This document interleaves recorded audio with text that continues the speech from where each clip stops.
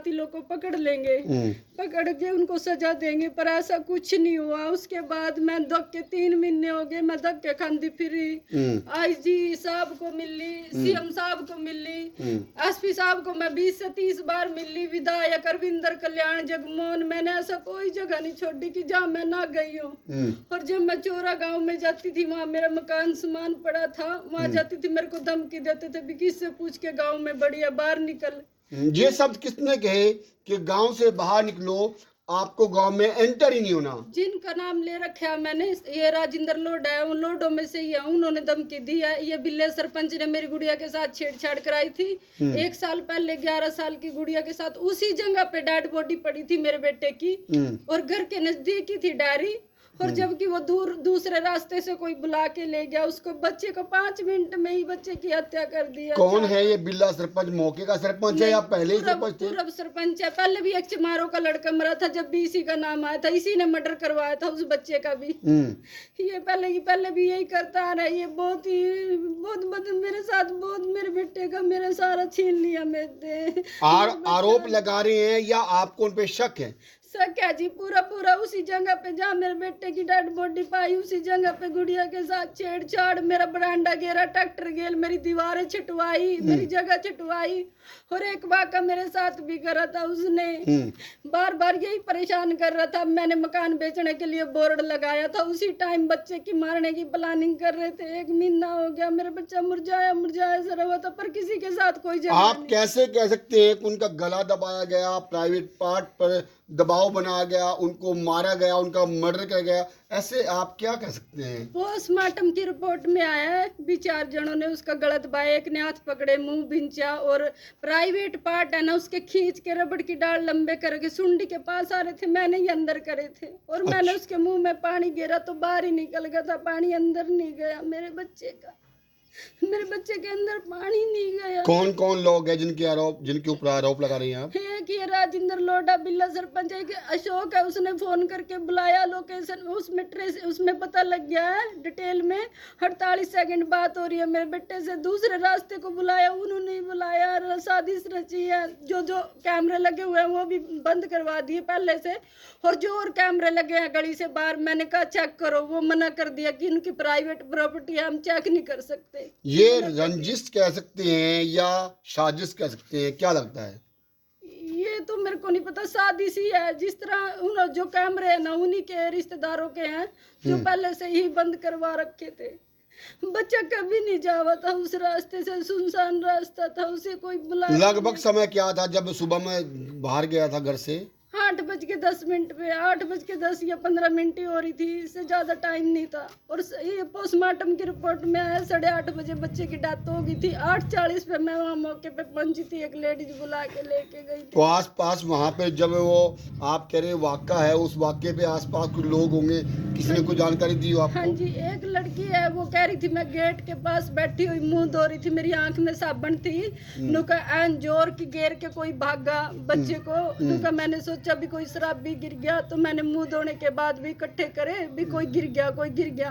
नुका उसके बाद हमने सीधा करा भी ये तो बाली का लड़का है, नुका बाली का लड़का है, बुला के लाओ। काफी देर बाद फिर मेरे को बुला के लेके गए भी आपका बेटा गली में पड़ा, और ये पीछे हाथ मुड़ रहा था। एक हाथ में मारने के बाद दूध पकड़ाया। मेरे बेटे को कमर में भी चोट थी, मुंदा पड़ा था मेरे बच्चा, सारी चोटें मार रखी थी, कमर में भी चोटें थी। मेरा मकान आधी कीमत पे बिकवा दिया, मेरा बसा बसाया घर झाड़ दिया, मेरी बच्ची रुड़ गई, मैं भी रुड़ गई, कोई नहीं है परिवार में आगे पीछे। मेरे को अभी तक इंसाफ नहीं मिला। मेरे बेटे को उल्टा उंगली मेरे पे ही उठाने लगे, कातिल को नहीं पकड़ रहे, मेरे तो कह रहे कि तू भी सके दायने में। मैंने अपने बेटे को कभी एक उंगली नहीं लगाई। किसने बोला कि सके दायरे में है? गुरोटा ताड़ वालों ने भी बोला, सीआईए वालों ने भी बोला मेरे को ही धमकाते हैं, उल्टा क्या तेरा बच्चा टेलीग्राम चलाता, तेरे को पता नहीं है? मेरे को नहीं पता टेलीग्राम क्या होता है। मेरा बच्चा गाने लिखा करा था, मेरा बहुत सुंदर बच्चा था, कभी मेरे से उल्टा के पलट के जवाब नहीं दिया मेरे बेटे ने, कभी मेरे से पलट के जवाब नहीं दिया। बच्चे ने मेरे 8 साल हो गए मेरे घर वाले को गुजरो, मैंने तो बड़ी दुखों से पाले थे अपने बच्चे, बहुत दुखों से पाल रखी थे, पाल पोस के इतना बड़ा कर दिया। एक ने मेरे बेटे की हत्या कर दी और मेरे को इंसाफ नहीं दे रहे। फिर भी मेरे बच्चे को इंसाफ नहीं दे रहे। कब मिलेगा इंसाफ? मैं अपनी गुड़िया को लेके आत्महत्या कर लूंगी अगर मेरे को इंसाफ नहीं मिलेगा। मैं जी नहीं पाऊंगी अपने बच्चे के बिना। बेटे आ जा एक बार, बच्चे बच्चे आ जा। मेरी गुड़िया बहुत बीमार हो रही सदमे में, स्कूल में भी नहीं जानती। अपने भाई के साथ जाए कर थी स्कूल में भाई के साथ जावा थी, भाई के साथ खेल रही थी मेरी बेटी। किसी अधिकारी के पास भी गए आप? हाँ जी। कहाँ गए जो सुनवाई नहीं हुई आपकी? हाँ जी साहब को, विधायक जगमोहन को, अरविंदर कल्याण के पास, सीएम साहब के पास, सारी जगह जाली, न्याय नहीं मिला। शुरू में तो नहीं। हमने जब केस बच्चे का मर्डर हुआ था, हम गुरुंडा थाने में जाते थे तो ये बोलते थे सीआईए में है तुम्हारा केस। सीआईए में जाते थे तो कहते थे गुरुंडा थाने में है। और ये भी बोल दिया था अगर नार्को टेस्ट करवाएगी ना, अगर वो नहीं पाए तो तेरा केस बंद कर देंगे, 0 है तेरा केस, कुछ नहीं कार्रवाई कर दे। अब भी ये बोल रहे अपना केस और कहीं दखवा ले। 3 महीने तक के खड़ाने के बाद केस को रपा पैसे खा रखे हैं, साफ दिख रहा पैसे लेके खा लिए उनसे। मेरे बच्चे को कोई इंसाफ नहीं दे रहे, कोई इंसाफ नहीं दे रहे मेरे बच्चे को। सबूत मिटाने की कोशिश कर रहे हैं। पहले बोला था टैब खुल जाएगा, उसमें लड़की का मैटर है। कोई मेरे बेटे का कोई लड़की का साथ कोई मैटर नहीं है, कुछ मैटर नहीं है मेरे बेटे का। किसी के साथ कोई झगड़ा नहीं था मेरे बेटे का, किसी के साथ कोई झगड़ा नहीं था मेरे बच्चे का। आश्वासन दिया एसपी साहब के पास मिलने गए तो आश्वासन मिला? हाँ, ये 3-4 दिन का टाइम दो, 3-4 दिन का टाइम दो, ये बोल के 3 महीने निकाल दिए। और एसपी साहब के ही विश्वास पे मैंने डेड बॉडी उठाई थी। भी एसपी साहब ईमानदार है, अभी मेरे बेटे को इंसाफ दिवाएंगे। फिर भी मेरे बेटे को इंसाफ नहीं मिला। तो दोबारा मिलने का प्रयास किया एसपी साहब से? अभी तो मिल के आए हैं, सोमवार को मिल के आए थे।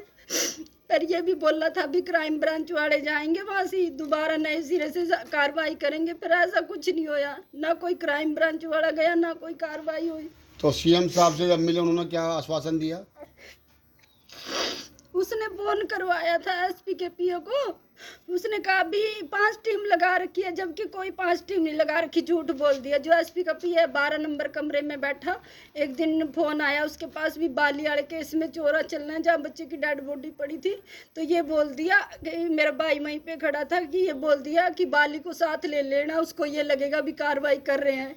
इसी बात से पता लग रहा है कि पैसे लेके खाए हुए हैं। साफ दिख रहा है, सबूत मिटाने की कोशिश करे, गुमराह करे खाली। क्या लगता है कौन कौन बिक चुका है? आपका क्या किस पर आरोप लगाना चाहेंगे कि कौन अधिकारी बिक चुका है? ये तो हमारे को नहीं पता सर, पर बाकी बिक चुके हैं। जब जिस हिसाब से बच्चे का सरेआम मर्डर हो रहा है, कोई इतना लंबा चौड़ा केस नहीं था। भी जिनके साथ रंजिश थी पूरे गांव का, तो मैं भी क्यों नाम लूंगी, जिसके साथ रंजिश है, बिना कसूर के बच्चे को कोई नहीं मार। कौन सी रंजिश कह रहे हैं? क्या रंजिश थी आपकी उनके साथ? उनकी क्या आपके साथ क्या रंजिश थी? बिल्ले सर, आपका पति पहले चला जाता है दुनिया छोड़ करके, आप विडो लेडीज हैं, अपने 2 बच्चों को पाल रही थी और आपकी ससुराल चोरा में थी। नहीं, फरीदपुर गांव में मेरी शादी हुई थी। मेरे सास ससुर जेठ सब परिवार मेरा गुजर चुका है। मैं बड़सत गांव में खाना बनाने का काम करती थी, वहाँ पे मेरे मामे हैं। तो मैं वहाँ से मकान बेच के मैं बड़सत आ गई थी। बड़सत रहती थी मैं। ये चोरा गांव में जो राजेंद्र लोडाइन की लड़की बाज गई थी, तो संदीप लड़के के साथ, संदीप नाम का लड़का है, वो बड़सत का था। तो वैसे उस केस में इन्होंने मेरे को उठाया था। मतलब मेरे बच्चों को, मेरे को इन्हीं के रिश्तेदारों के किराए पे मकान में रहती थी, इन्होंने मेरे को वहाँ से 10 बजे उठाया। आरोप लगा था कि ये मिली भगत है इसकी, कहने कहीं लड़की को निकालने में। हाँ। जी। तो उसके बाद है ना मेरे को ये जबरदस्ती लेके आए अपने घर में, 18 दिन किडनैप रखा, मेरा फोन खोसा। उस टाइम मैं डरी हुई थी कि परिवार में कोई नहीं था कि कभी मेरे बच्चों को मार ना दे।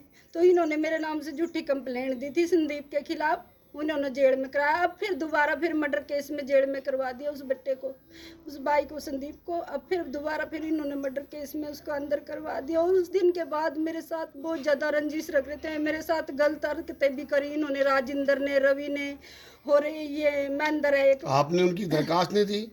नहीं, ये इन्होंने दी कि कभी मेरे बच्चों को मार दे। मेरे को खतरा था इस बात का कि बच्चे को ना मार दे मेरे। और जब मैं मकान बेचना सोच रही थी वहाँ से, तो ये बोल देते थे जो मेरा मकान लेने के लिए आते थे कि ये ना रोड़े की जगह, इसकी जगह ना लो। मेरा मकान भी नहीं बिकने दे रहे थे, रंजिश लगा रहे थे भाई कभी ये यहाँ से चली जाओ, जो माना झूठी दरखास्त दे रखी वो ना बता दे ये किसी को। जी जी जी। तो दोस्तों तमाम जानकारी आपने ले ली है। अब बात है कहे तो मामला जुड़ा हुआ है चोरा गांव से, और चोरा गांव की बात करें तो ये बच्चे की तस्वीर देख रही हैं, मात्र 14 वर्ष का था शुभम, और कहीं ना कहीं 14 वर्ष की आयु में जो यहाँ अगर बात करें तो परिवार का छोड़ जाना और एक अस्तमाक घटना हम कह सकते हैं, क्योंकि कहीं ना कहीं कौन लोग थे जिन्होंने इसको हत्या को किया, निर्मम हत्या की, और कहीं ना कहीं गली में पाया गया। क्या क्या सबूत थे, सब सबूत मिटा दिए गए। ये मामला दिन का था रात का था? शाम का, रात का था। रात का था। हाँ जी, रात का।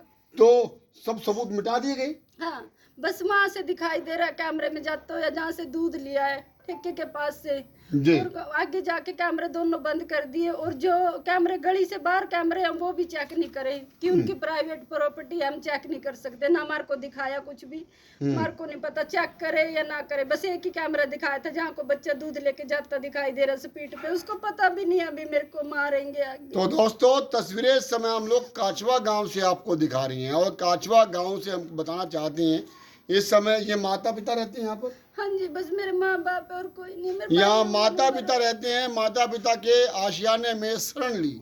और बात कहें तो कहीं ना कहीं काचवा से हम चोरा की बात करते हैं तो वहाँ पर पहले पति जो चले गए छोड़कर काफ़ी समय बाद, फिर बेटे का इस प्रकार से इन्होंने बताया कि हत्या कर दी। परंतु अगर हत्या का मामला है, पुलिस प्रशासन चुप क्यों बैठा है, ये सवालिया निशान खड़ा होता है। इतने बड़े अधिकारियों के पास जाना, अपील करना, और साथ में अगर बात कहें तो जो तमाम जो बड़े नेता हैं उनसे अपील करना और अपने न्याय की मांग करना, परंतु सबके दरवाजे खटखटाए। बताना चाहता हूँ, चाहे हम बात करें विधायक जगमोहन आनंद की, बात करें करनाल के, यह हम बात करें जो हमारे माननीय मुख्यमंत्री नायब सिंह सैनी की, आदरणीय श्रीमती जो सुमन सैनी की, बात करें एसपी साहब की, डीसी साहब की, एसएचओ की, सीआईए की, या पुलिस विभाग की, तमाम लोगों पर, हरविंदर कल्याण जो स्पीकर हरियाणा सरकार है उनकी बात करें, या तमाम जो राजनेताओं के साथ अधिकारियों की बात करें, सभी के दरवाजे खटखटाए परंतु न्याय नहीं मिला।